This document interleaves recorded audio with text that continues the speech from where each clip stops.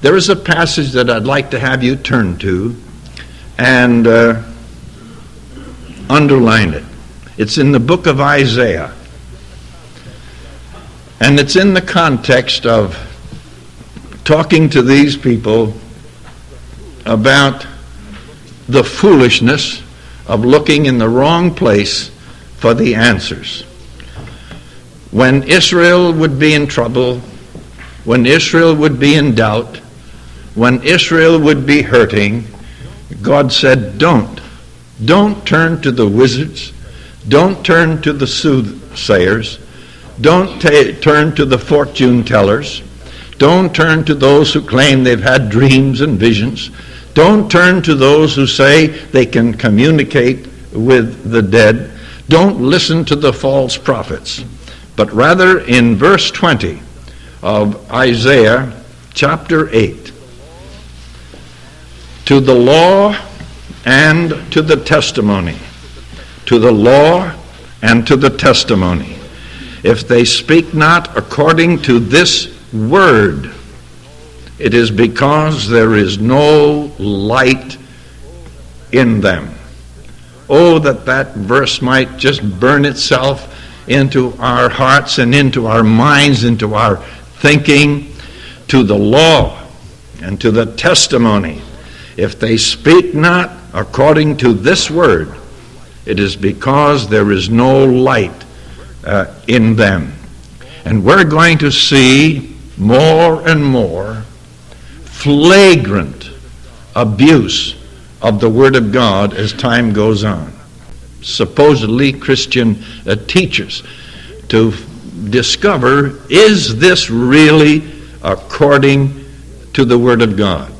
You see, a Bible teacher really needs to know what the words mean. For some words had a meaning a couple of hundred years ago that do not have that meaning at all today.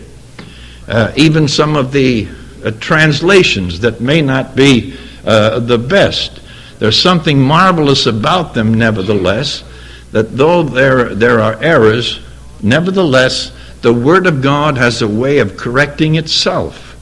It's almost impossible for human beings, unless they are definitely determined to just make a farce out of the Bible, to put it together, all of those 66 books, and not contradict themselves. It's a very interesting study, but we haven't time to go into that now. Fortunately, the passages of Scripture correct themselves, but we have good translations, and we want to be very, very careful in these days when not only are there new translations coming out and have been coming out, but interpretations. Some of them are very frightening. I'm going to give you one in a few moments, and you just won't believe it. You won't believe it. Now, most of the time you believe me, but this time I doubt very much if you're going to believe it. But I will come to that in just a moment. And we want to be very, very careful in these days when not only are there new translations coming out and have been coming out, but interpretations. Some of them are very frightening. I'm going to give you one in a few moments, and you just won't believe it. You won't believe it. Now, most of the time you believe me, but this time I doubt very much if you're going to believe it. But I will come to that in just a moment. Remember that in the Gospels, you have Jesus Christ quoted as referring to Jonah in the belly of the whale. Well, some hundreds of years ago, that's probably the biggest thing that they could think of that flopped around in the sea. But actually, the word is not a whale. If you go back into the book of Jonah, you'll understand why I say that. But the translators simply thought that was the biggest thing, and you may as well put it in there. And I say it lightly, but we have to understand how some of these terms came out. And therefore, the Bible teacher has to be very, very careful. And I'll show you why in a few moments. And seeing that it's one big package, one whole revelation, to be properly interpreted and understood according to the period of time, the dispensations as we call them, and the amount of knowledge or revelation that had been given at any one time. And I've said before, and I want to say it again, for whatever it's worth, that there, in the looking ahead, as I see what's coming, and I've been writing on it and hope to sometime to get some of it typed and in order for you to read. But as I see what's coming, I am more and more convinced that without a dispensational understanding of Scripture, there is no way that our young people are going to stand up against the wiles of the enemy. The steps that are taken to arrive at that conclusion. You say, well, who would say a thing like that? Oh, this is not something that's hidden in the corner, beloved. It's not something that's hidden in the corner.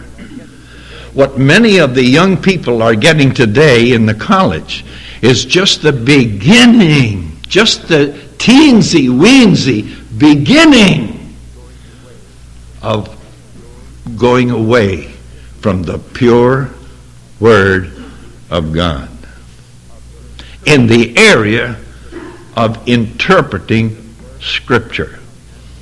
Now, this person, of course, was advocating what they called transcultural interpretation. That you have to read the Scripture in its cultural setting. But if you're going to move over to another tribe, centuries later, in the 1980s or 1990s, you have to do it in a way that suits their culture. Now, I've said too much already.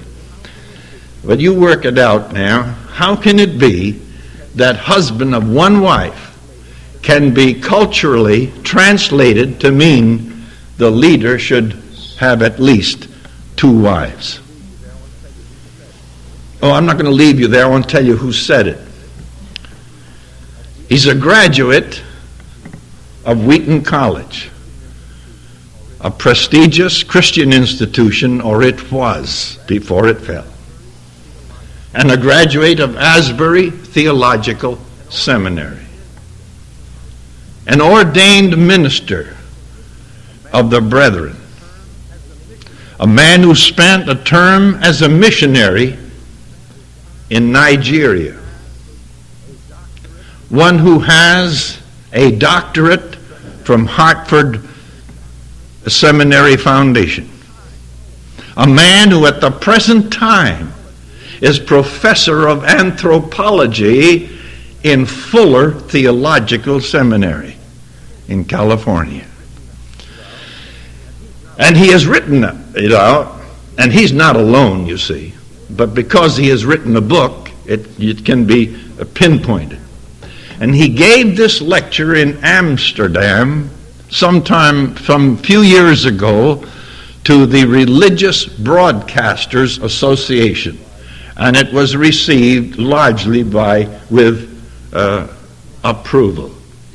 You'd shake your head and say, how can it be